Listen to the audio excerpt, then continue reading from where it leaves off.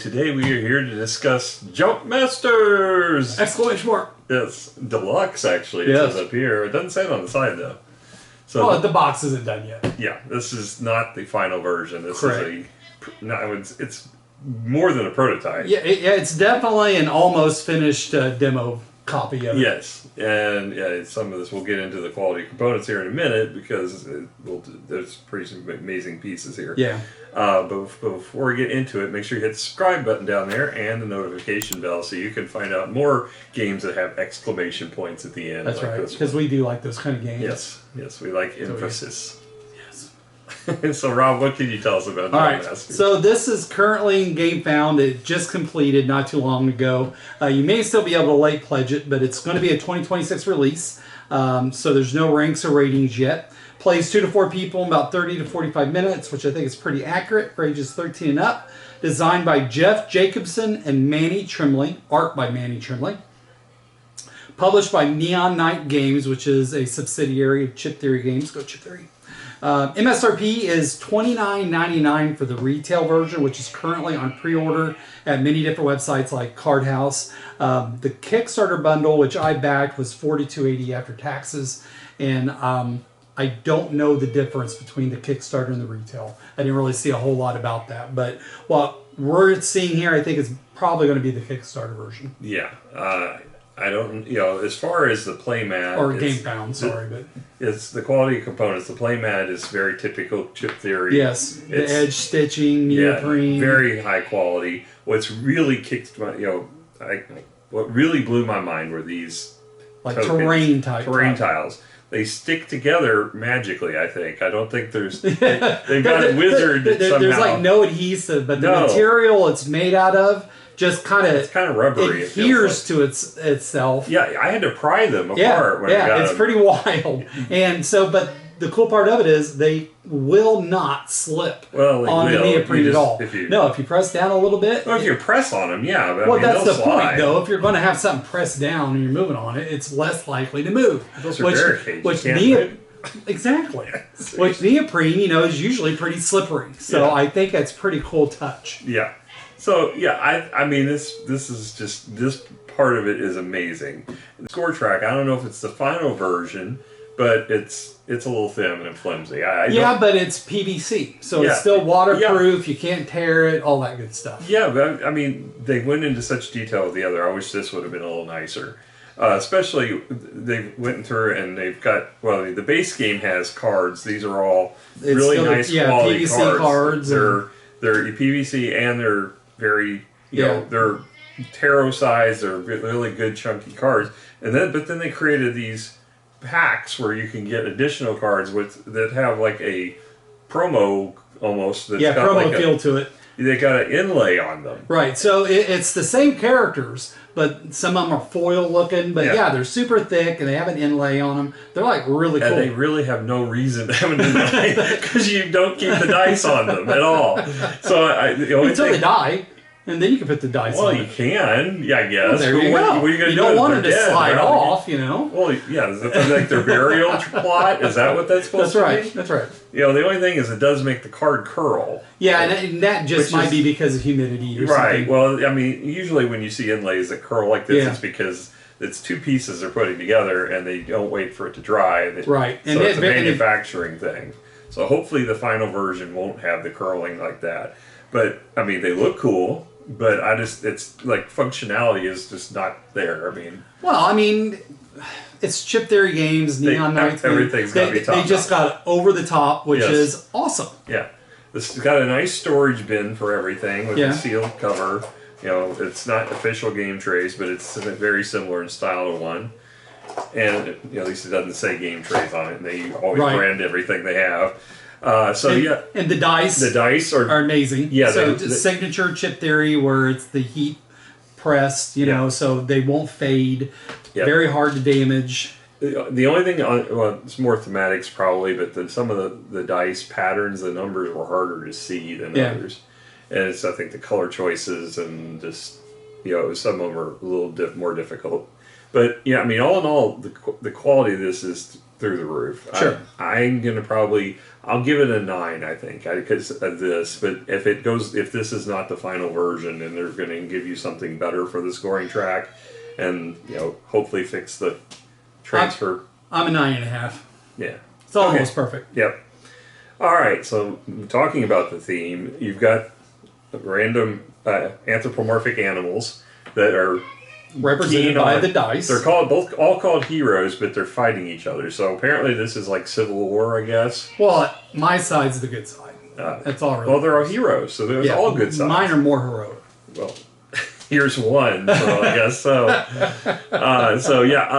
I mean, I think that the art is cutesy, it's cartoonish, it looks kind of anime-ish a little bit. Well, if you know Manny Trimley at all, it's his signature artwork, which is just gorgeous. So dice thrown, things like that. So I love Manny's artwork, and it really comes through on these cards. Yeah.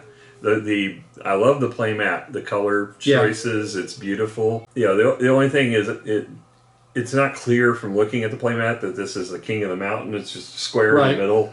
But it doesn't really look like you're on a mountain per se. It does. You can see some ledging here, like maybe a plateau, but and this would be the highest level of it. But it doesn't look like King of the Mountain-ish. I mean, it's a nice feature to have where you can score points there. But thematically, I don't know if the art adds to it.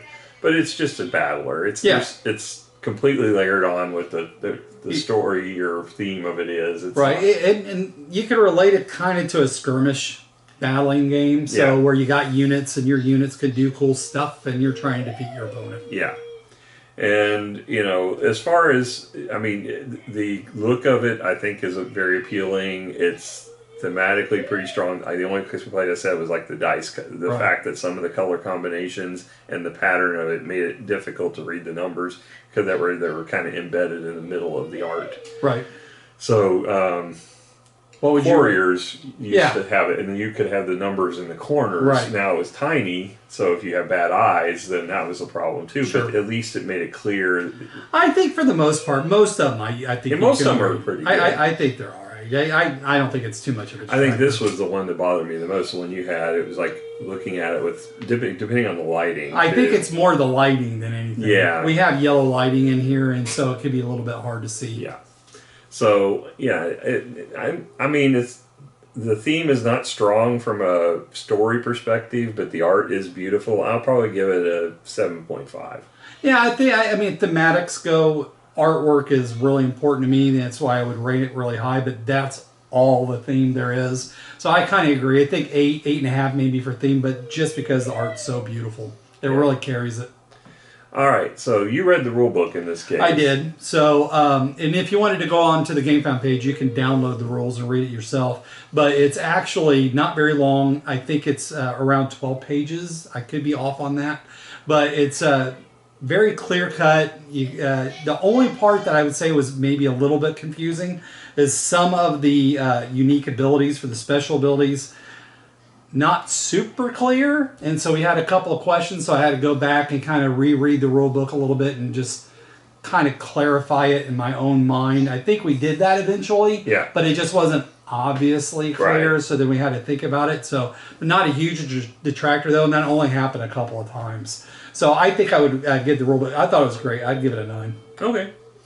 So moving on to gameplay. So you can either play this 2-player or 4-player. It's not really designed for 3-player per se, although I think you said there was some variant rules. Yeah, 2 to 4. Well, the score chart only shows 2 and 4, so there's no 3 on here. I think it's designed as 2-4, where you can play Battle Royale or teams. Yeah. So there's lots of different ways to play it. If you're playing 2, you're playing opposite corners from each other, and there's basically your characters all start at 1 strength, but they have a maximum energy 1, which is pictured on their card.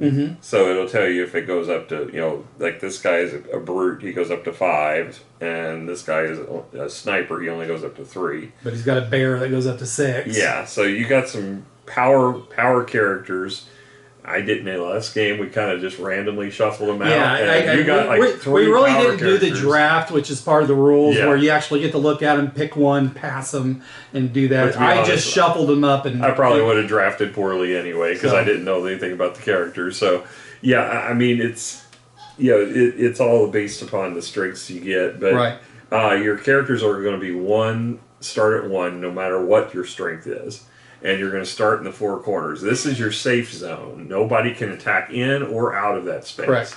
So, you probably don't want to be like... You can't stay there, but you could go back if you're feeling a little intimidated. Yes.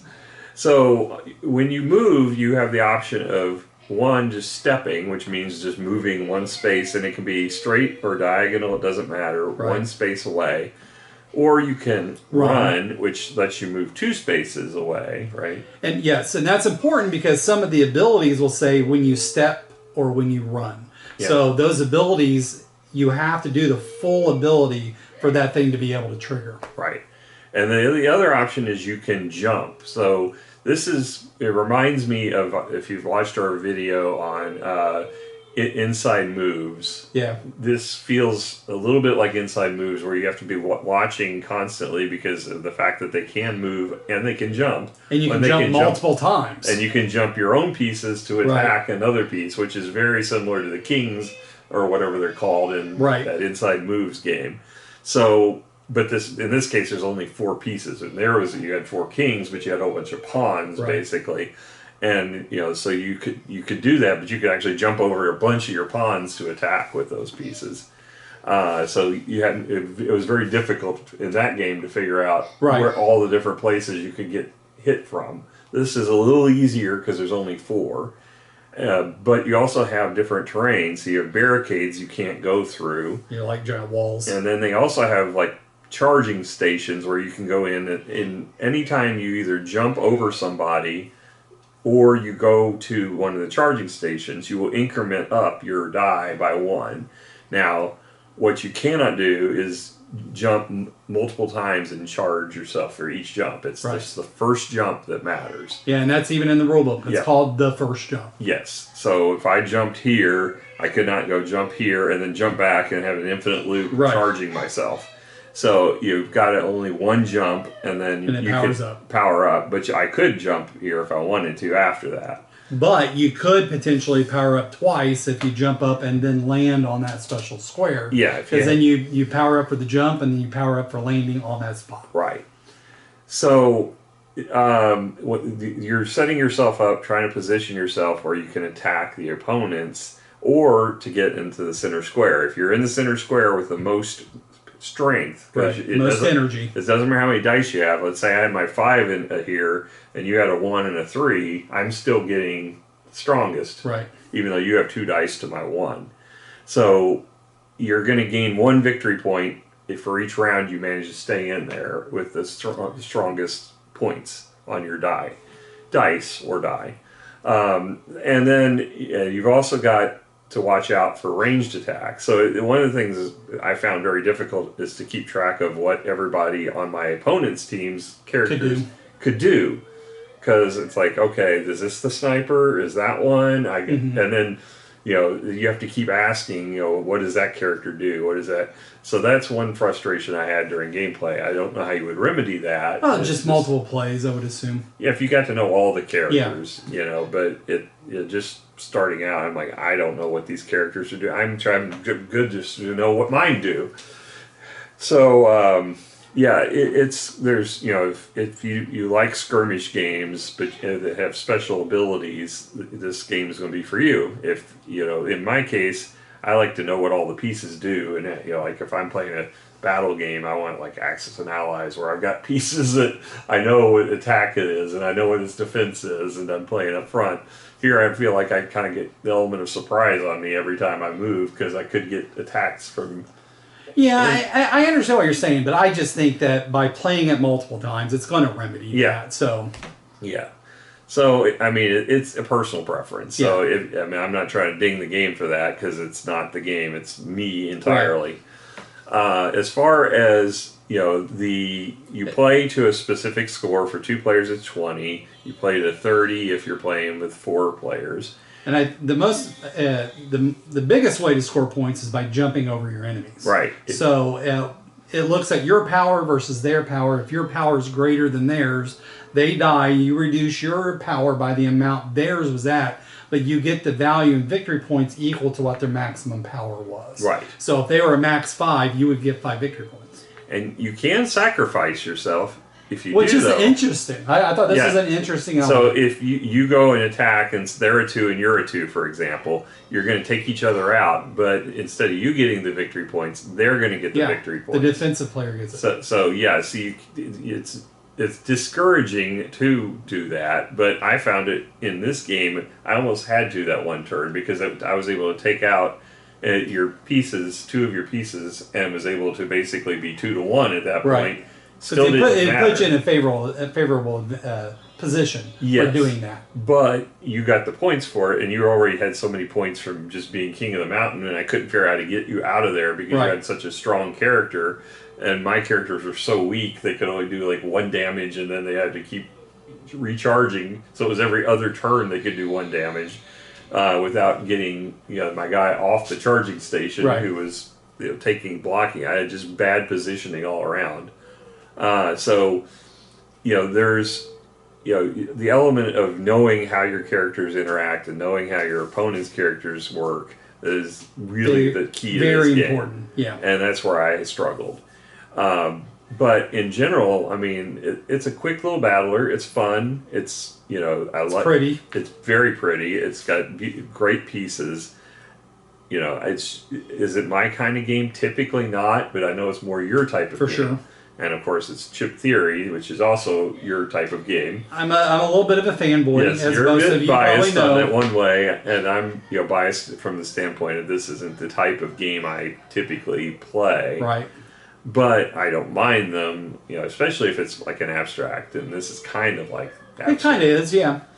So, as far as for me, I think gameplay-wise, I enjoy it.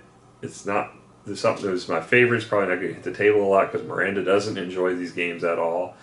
I will probably go ahead and give this one a 7 in my eyes. Okay. I think I'm a 9. So it's really fun. It's quick, which is always good with skirmish games because I like the idea of a skirmish game. I just don't like playing them for 6 hours. Yeah. And so that negates that altogether. And the fact that there's quite a bit of variety with the various, I think there's 6 different heroes. Yeah. And there's enough copies of each one where if you had a 4-player game, everybody gets 4 heroes each. Now you're copying some of those, but it's still quite a bit of variety. Yeah. And I'm sure there's going to be expansions. Oh yeah, this is totally expandable. Yeah. So, like I said, if I had a choice between this and Inside Moves, I would pick Inside Moves because I think it's got more gameplay potential for me because I know what all the pieces do, right? And there's more pieces to play against. Whereas here, I feel like if you're at a disadvantage, if you lose a piece early or you get in a bad position and somebody's king of the mountain, with 4 players it may solve some of that. Right. But with 2, it was like I would definitely want to try this at 4 and see what it's like. Yeah, I felt like I was at a disadvantage once you got the position on me, and there wasn't really any good way to come back because your guys were just so much stronger than mine. Drafting might have helped that too. I think so. So, but I wouldn't have known the characters well enough to know what's a good combo. I think they do print in the rulebook though. You said some combos. Yeah, they give like really good starting combos as far as which heroes to have in your party, and as Randy mentioned earlier, there's different variants that they print in there as well. So different ways to play the game. Yep. So, I mean, all in all, good scores on it, and probably somewhere between yours and mine is the truth, because you're biased one way and I'm biased a little the other way. I tried to remove my bias because I wouldn't have normally scored it a 7 myself because it's not my type of game. I'm not ashamed of it. I think 7's fair for this, and so probably around an 8 is probably where it probably should fall. So that's our thoughts on Jump Masters. I'm not going to yell it at you, but if you backed it on Gamefound Are you excited? I know I am. So I'm really excited to see the finished copy and be able to share it at the shop with some of my other friends like Mike that I think would really enjoy it. Yep. And if you just like jumping, comment below and let us know. Maybe you're a master jumper. And if you have special powers when doing it, I want to hear about it. Yeah, I mean, if you've got some of those magic spring shoes that boing. Just like that. Yep, they can make that sound. Yeah, just like that. Yep, unless they're rusty. All right, well, until next time, you guys keep jumping. We'll keep playing. Bye. Bye.